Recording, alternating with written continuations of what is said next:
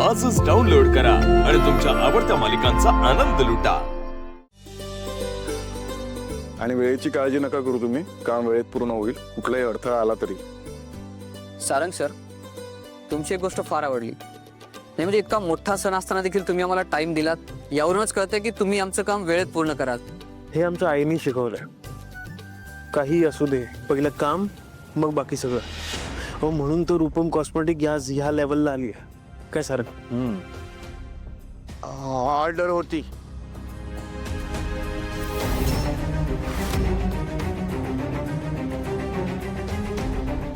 अमृता वहिनी, कोणी काही ऑर्डर केलंय का? नाही, मी काही नाही ऑर्डर केलं। ओ आय एम सॉरी, मी विसरले, मीच ऑर्डर केलेली। ऍक्च्युली आपल्याकडे पाहुणे येणार होते ना, त्यामुळे मग मी मागवलेलं। या आत्या। वहिनी थांब, त्याला येऊ दे ना। या ना आत्या, ऐकू येतंय? आत्या, इकडे ठेवा ते पार्सल।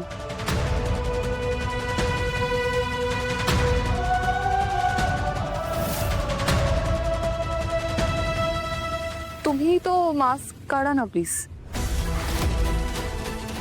नाही म्हणजे ओमेगा क्लाउड किचनने मला सांगितलंय की एक छान रिव्ह्यू द्या तुमचा आणि पार्सलचा फोटो काढून मी एक छान फीडबॅक देईन, त्यामुळे प्लीज तो मास्क काढता का? हॅलो, काय बोलते मी? तो मास्क काढा तुम्ही प्लीज।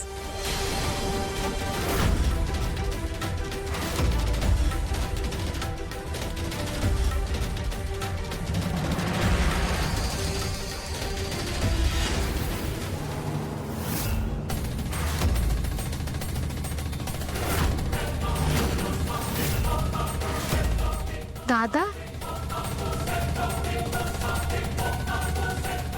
सखदेव, तू हे तू सांगितलं नाहीस तू हे काम करतोयस आता? सर, हा सखदेव भागवत, सारंगच्या बायकोचा सख्खा भाऊ। ऍक्च्युली त्यांची फायनान्शियल कंडिशन अशी काही खास नाही आहे, थोडी कमीच आहे, त्यामुळे अशी छोटी मोठी कामं करावी लागतात त्याला।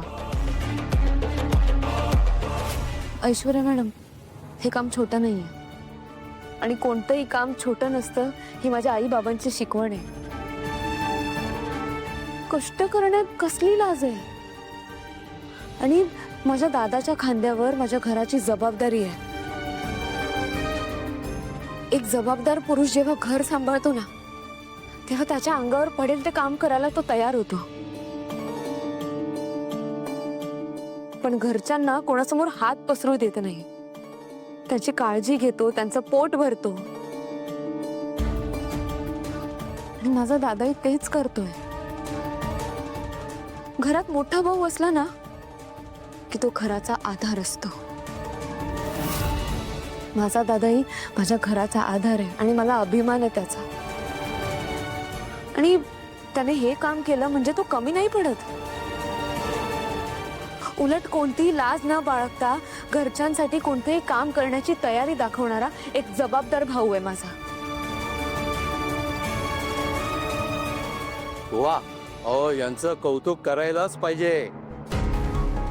अहो आपली बहीण एका श्रीमंत घरामध्ये म्हटल्यानंतर सुद्धा तिच्या जीवावर जगणारे असंख्य लोक मी पाहिलेली आहेत, आणि स्वतःच्या हिमतीवर काम करून जिद्दीनं स्वाभिमानानं जगणारी अशी माणसं दुर्मिळ। आम्हाला तुमचा अभिमानच वाटतो। सारंग सर, आमची कंपनी योग्य व्यक्तीबरोबर डील करतीये याची मला पूर्ण खात्री पटली आहे। थँक्यू।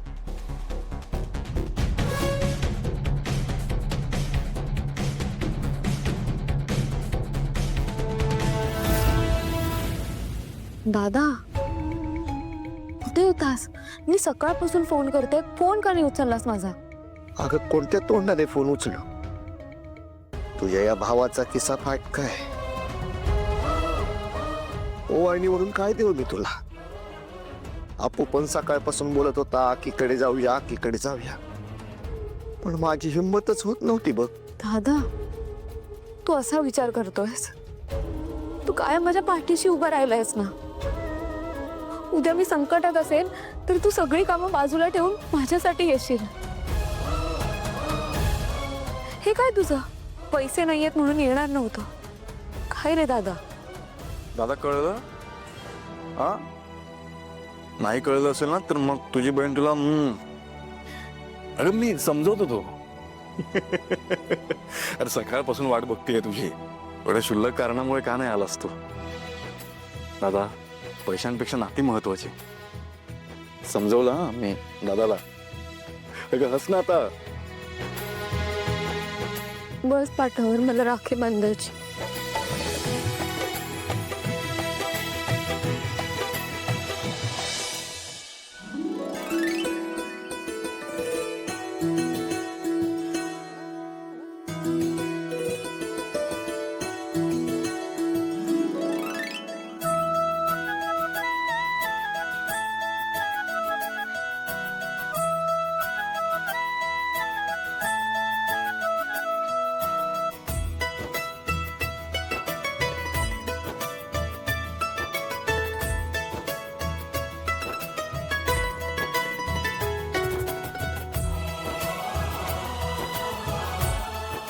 साव, इथून पुढे तुझ्या ताटात तुझा भाऊ नेहमी ओवाने टाकेल.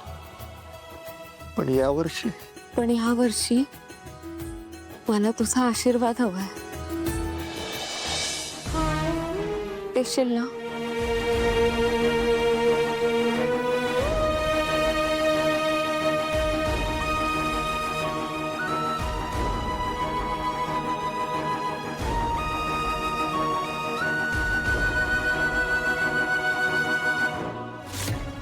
डिलिव्हरी घेऊन आलेला मुलगा सगते होता हे तुला माहित होतं ना ऐश्वर्या? मला कसं माहित असणार? ऐश्वर्या, उगाच भोळेपणाचा हाव आणू नकोस हा. तुला जर माहित नव्हतं तो कोण आहे मग त्याला घरात कशाला बोलवलंस? काय तर म्हणे त्याला रिव्ह्यू द्यायचे, त्याचा मास्क काढायला लावला. याचा अर्थ काय काढायचा ऐश्वर्या? ह्याचा अर्थ तुला जो काढायचा आहे तो काढ. पण एक लक्षात ठेव, त्या लायकी नसलेल्या लोकांसाठी तू स्वतःच्या बायकोला जाब विचारतोयस. लायकी नसलेली लोक? कोणाची लायकी करतेस तू?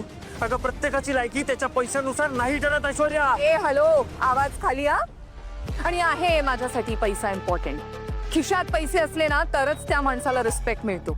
त्याच्या पैशावरून त्याची लायकी ठरते. आणि नेक्स्ट टाइम माझ्याशी आवाज चढून बोलायचं नाही. खूप महागात पडेल तुला. ऐश्वर्या, शेवटची राखी राहिली. बहिणी एक काम कर ना, उद्या सकाळी घरी जाऊन अपूलाही राखी बांध. दादाने आत्ताच घेऊन यायला हवं होतं ना त्याला. मला आठवण येते त्याची. अक्के, अप्पू, अप्पू, कुठे होतास तू? मला किती आठवण येत होती तुझी. आता आलोय ना मी.